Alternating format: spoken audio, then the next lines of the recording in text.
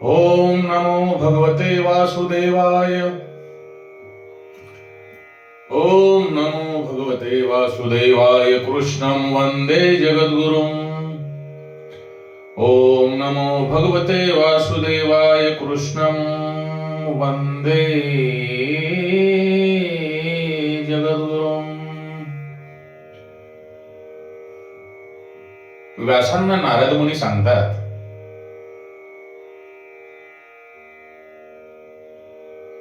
सर्व प्राणी मात्रांचे पोषण भगवान श्रीकृष्ण करतात, मग ते मला कसे उपवासी ठेवणार? माझी आई गेल्यानंतर मी 12 वर्ष अनेक तीर्थे हिंडलो, गंगा किनारी आलो. गंगा किनारी एका पिंपळाच्या झाडाखाली मी जप करू लागलो. सतत सारखा जप करत राहा अशी माझ्या गुरूंची आज्ञा होती. प्रभू दर्शन जरी झाले तरीही जप करणे सोडू नये असे गुरूंनी मला सांगितले होते. 12 वर्ष गंगा किनारी राहत असताना भगवान श्रीकृष्ण हे माझ्यासोबत आहेत, मी एकटा नाही अशी माझी कायम भावना होती. जप करत असताना माझ्या पूर्वजन्मीचे जे पाप आहे ते नष्ट झाल्यानंतर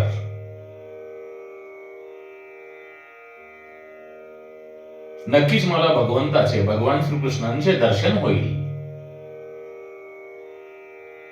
यांची खात्री होती. आणि तशी ओढ माझ्या मनाला झाल्यामुळे मी भगवान श्रीकृष्णांच्या दर्शनासाठी जप करत करत आतुरतेने वाट पाहत होतो.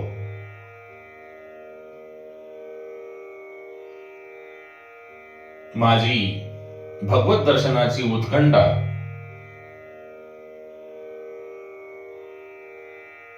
अगदी शिलेला पोहोचली होती.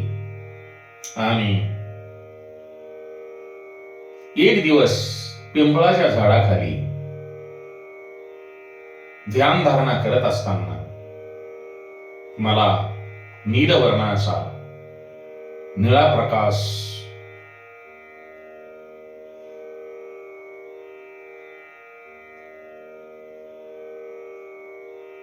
अंतर्मनाने दिसला.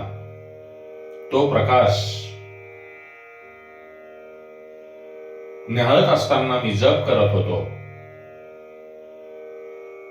त्या निळ्या प्रकाशातून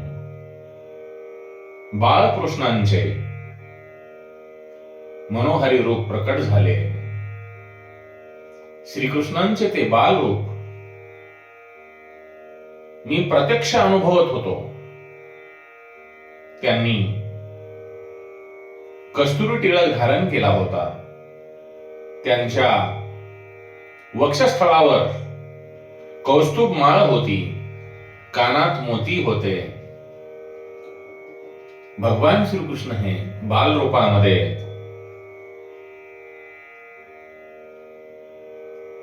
प्रेमळ नजरेने, जशी आई आपल्या मुलाकडे प्रेमाने पाहते त्या नजरेने ते माझ्याकडे पाहत होते.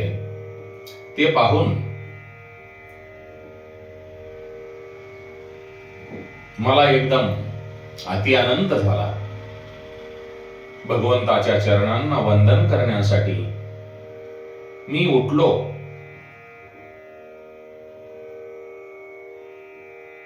आणि ते भगवंताचे स्वरूप अंतर्धान पावले. माझ्या श्रीकृष्णाने मला सोडले.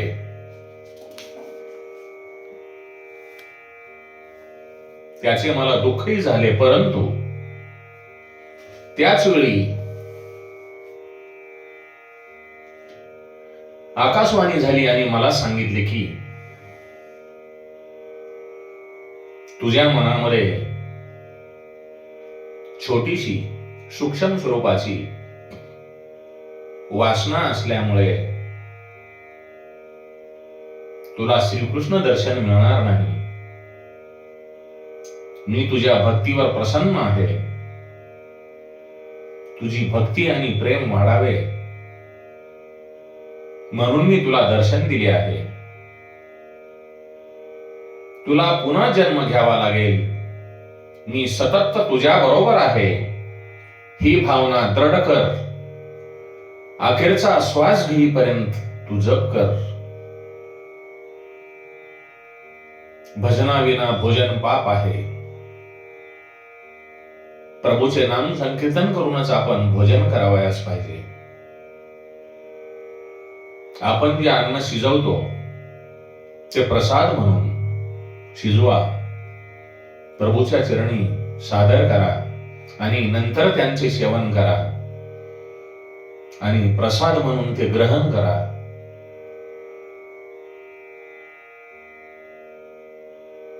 सत्कार्यांची समाप्ती कधीही होत नाही. आपण भगवंताचे नाम संकीर्तन जर करत राहू तर ते चांगलं कार्य आहे आणि त्या कार्याची समाप्ती कधीही होत नाही. ज्या दिवशी आपले जीवन संपेल त्या दिवशी सत्कार्यांची समाप्ती होईल आणि एक ना एक दिवस आपण येथून जाणारच आहोत. आपल्या जीवनाची समाप्ती होणारच आहे. नारद म्हणतात, त्या बाळकृष्णांच्या दिव्य स्वरूपाचा विचार करत करत मी गंगा किनारी राहू लागलो. शरीर सोडण्यापूर्वी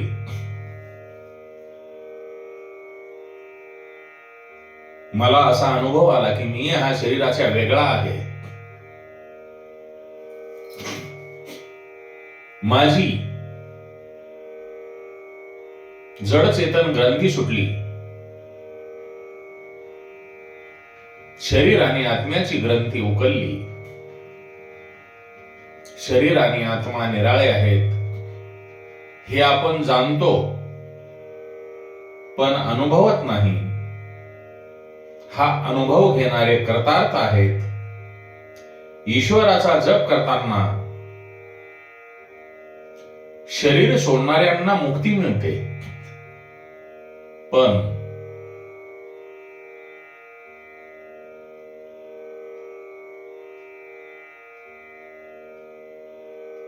आपल्या मनाने ईश्वराचे स्मरण करण्यासाठी जपाशिवाय कोणतेही साधन नाही.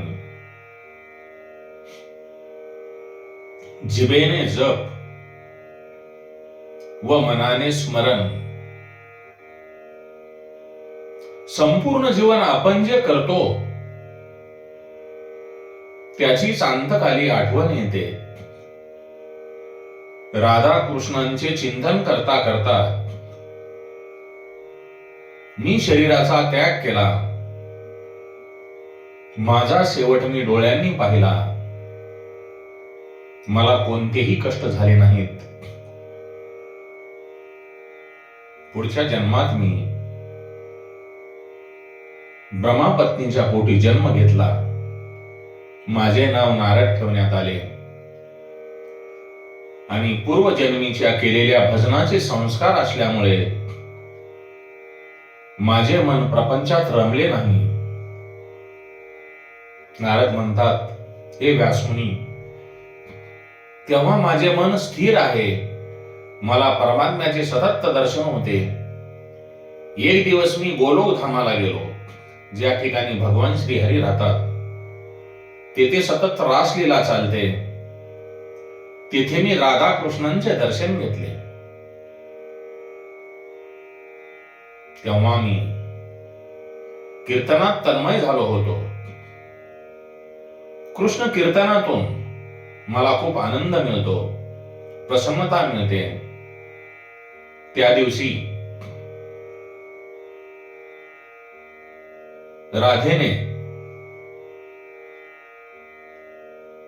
भगवंतांना सांगितले की या बालकाला काहीतरी प्रसाद द्यावा.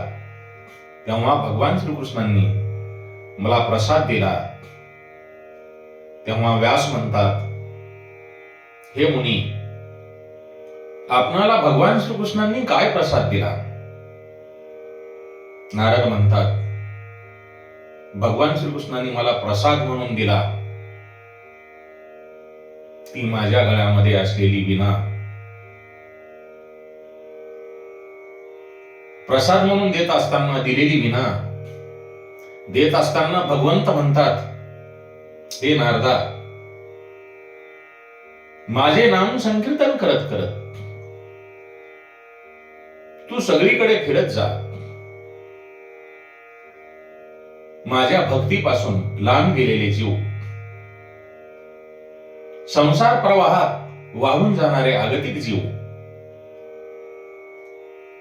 माझ्या भक्तीमुळे, माझ्या नाम संकीर्तनामुळे तू माझ्याकडे घेऊन ये. तेव्हापासून ही वीणा घेऊन मी श्रीकृष्ण कीर्तन करत करत सगळीकडे फिरत आहे. स्वर्ग, मृत्यू, पाताळ या तिन्ही ठिकाणी फिरत असताना कोणी अधिकारी जीव भेटले तर त्यांना मी प्रभू धामाला घेऊन जातो.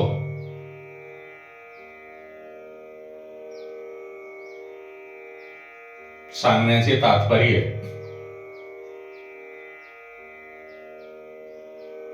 समुद्रामध्ये एक डुबकी मारून लगेच रत्न मिळत नाही.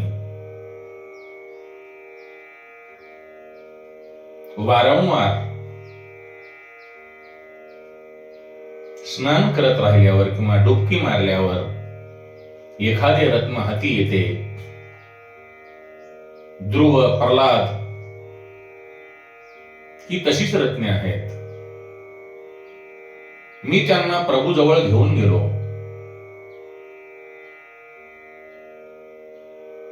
आता मी जेव्हा इच्छा करतो तेव्हा मला श्रीकृष्ण दर्शन देतात. मी कीर्तन करत असताना श्रीकृष्ण माझ्या बरोबर नाचतात. मी त्यांचे काम करतो, त्यांचे नाम संकीर्तन करतो, म्हणून मी त्यांना आवडतो. आपण सुद्धा त्यांना पात्र होताल, परंतु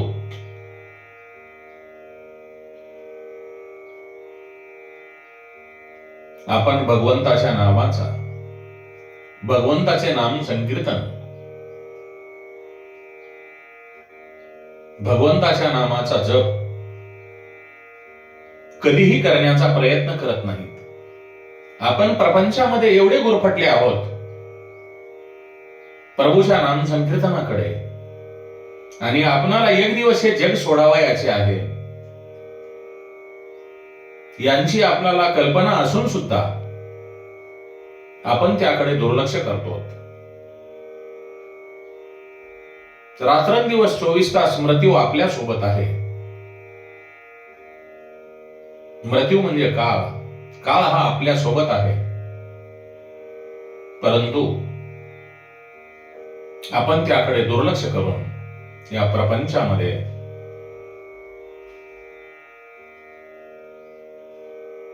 सतत व्यस्त आहोत. व्यस्त राहा, परंतु प्रभूचे नाम संकीर्तन करत करत व्यस्त राहा. नारद म्हणतात, प्रभूचे नाम संकीर्तन करत तुम्ही जर कीर्तन करत राहिले तर कीर्तनाने, नाम संकीर्तनाने संसाराचा, प्रपंचाचा संबंध तुटतो आणि परमात्म्याशी, प्रभूशी नाते जुडते. मनामध्ये प्रभूचे चिंतन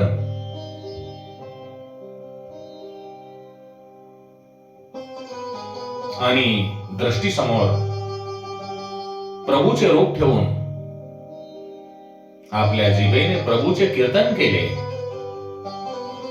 तर आनंद मिळतो.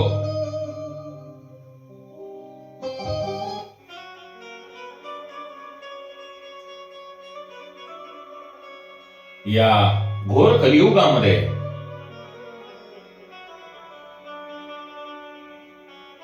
नाम संकीर्तनाला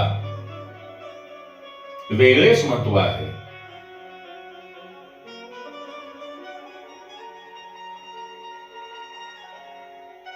नाम संकीर्तन केल्याने पाप नाहीसे होते आणि आपले हृदय विशुद्ध होते. परमेश्वर आपल्या हृदयामध्ये शिरतो, परमात्मा प्राप्त होतो. म्हणून कथा सांगत असताना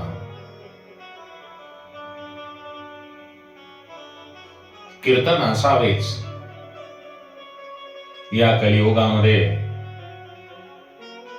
स्वरूप सेवा लवकर फळत नाही, पण नाम संकीर्तन केलेले लवकर आपल्याला त्याची प्रचिती जाणवेल. या कलियुगामध्ये प्रभूचे नाम संकीर्तन करणे, भगवान श्रीकृष्णांचे भजन करणे, रामकृष्ण हरी या मंत्राचा जप करणे,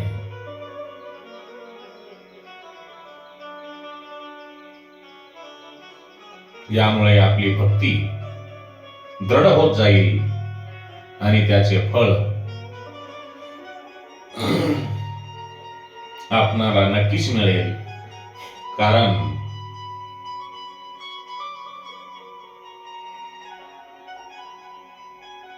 नारद मुनी व्यासांना जे सांगतात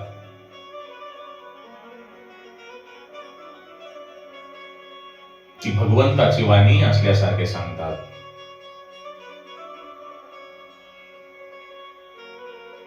सत्संग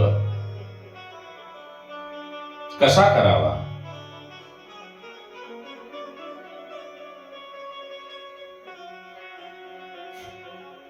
सत्संगाचा महिमा फार मोठा आहे.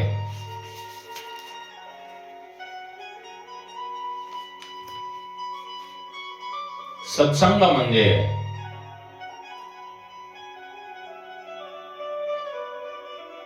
चांगल्या मार्गाला लागणे. जो सत्संग करतो तो संत बनतो. नारद म्हणतात, कृष्ण कथेने माझे जीवन सुधारले. कृष्ण कथा ऐकून मला खरे जीवन मिळाले. तुम्ही देवगण आणि ऋषीमुनी मला जो मान देता तो सत्संगामुळे देता. दासीपुत्र असणाऱ्या मला सत्संगामुळे देवर्षी पद मिळाले.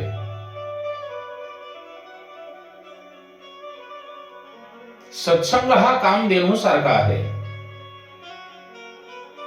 संत हे तीर्थ स्वरूप असतात. परीस लोखंडाचे सोने करतो, पण लोखंड परिसाचे सोने बनवू शकत नाही.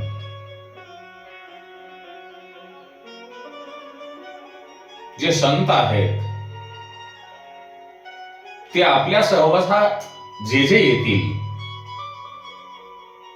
त्यांना ते संत बनवतात. मग तुम्ही म्हणसाल सत्संग कसा करावा. मानवाचा जो देव होण्यासाठी 4 गुणांची आवश्यकता आहे. संयम, सदाचार, स्नेह, सेवा. या 4 गुणाशिवाय सत्संगाची प्राप्ती होत नाही. सत्संगाचे फळ भागवतामध्ये दिले आहे. जो मनुष्य आहे हा मायेचा दास आहे. हे आपणास या नारद क्षेत्रावरून लक्षात येते. सत्संग लाभला, भगवंताचे नाम संकीर्तन झाले की मनुष्य या मायेपासून मुक्त होतो. तो भक्तिरसात न्हातो. त्याच्या मनामध्ये दृढ भक्ती निर्माण होते. त्यास सत्संगाशिवाय, प्रभूच्या चिंतनाशिवाय चैन पडत नाही. भागवतात नारद चरित्र, भागवतामध्ये जे नारद चरित्र आहे ते बीजारोपण आहे. म्हणजे जसे जमिनीमध्ये आपण बी पेरतो आणि त्याचे मोठे एका कंसामध्ये, झाडामध्ये रूपांतर होते, तसे नारद चरित्र हे महर्षी व्यास म्हणतात बीजारोपण आहे. सत्संग आणि सेवा, सत्संग आणि सेवा यांचे फळ दाखविणे हा या मागचा नारद चरित्रांचा उद्देश आहे. नारद चरित्र जे आपणास सांगण्याचा उद्देश सत्संग आणि सेवा यांचे फळ दाखविणे म्हणजे नारद चरित्रांचा उद्देश. दानाने धनशुद्धी, आपण जे काही दान करतो त्या दानाने धनशुद्धी, धनाने मनशुद्धी आणि शरीराने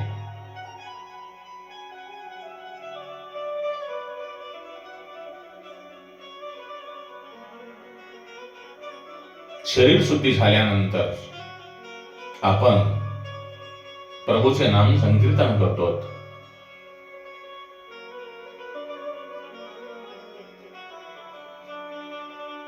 आपण ज्या वेळेला एखाद्यावर उपकार करतो त्या उपकारामुळे मला आपल्या मनाची जी मलिनता असते, मनामध्ये जी काही दूषित वातावरण असते ते नष्ट होत नाही. हे दाखविण्यासाठी भगवान श्रीकृष्णांनी गीतेमध्ये म्हटले आहे, मी जपयज्ञ आहे. ज्ञानेश्वर माऊलींनी आपल्यासाठी 10व्या अध्यायातील ओबी नंबर 233 वर भगवंतांनी मी जे जपयज्ञ असे म्हटलेले आहे. माऊली म्हणतात, नाम जपयज्ञे तो परम, बाधू न शके स्नानादी कर्म, नामे पावन धर्मा धर्म नाम परब्रह्म वेदार्थी. भगवान श्रीकृष्ण अर्जुनाला सांगतात, बा अर्जुना, माझे नाम संकीर्तन करण्यासाठी, माझा जप यज्ञ करण्यासाठी, सर्व यज्ञामध्ये श्रेष्ठ असलेला जो जप यज्ञ आहे तो करण्यासाठी तुम्हाला कोणत्याही वेळेची अशी बंधनं नाहीत. तुम्ही केव्हाही स्नानादी कर्म सुद्धा तुम्हाला ते बाधू शकत नाहीत. तुम्ही फक्त माझा या कलियुगामध्ये नाम जप यज्ञ करा. द्वापार युगामध्ये भगवान श्रीकृष्णांनी अर्जुनांना सांगितलं होतं की ज्या वेळेला कोणताही संत, कोणताही भक्त माझा जप यज्ञ करेल तर त्याला कोणत्याही प्रकारचे असे बंधन नाही. त्याचाच उल्लेख भागवतामध्ये सुद्धा आलेला आहे. म्हणून आपण सर्वजण काम करत असताना भगवंताचे नाम संकीर्तन कराल. आपण कधी जाणार आहोत हे आपल्याला माहिती नाही. म्हणून जेवढा वेळ मिळेल त्या वेळेमध्ये प्रभूचे चिंतन करा. श्री कृष्ण गोविंद हरे मुरारे, श्री कृष्ण गोविंद हरे मुरारे, हे नाथ नारायण वासुदेवाय. ओम नमो भगवते वासुदेवाय. कृष्णं वंदे जगद्गुरुम्. ओम नमो भगवते वासुदेवाय. कृष्णं वन्दे जगद्गुरुं कृष्णं वन्दे जगद्गुरुं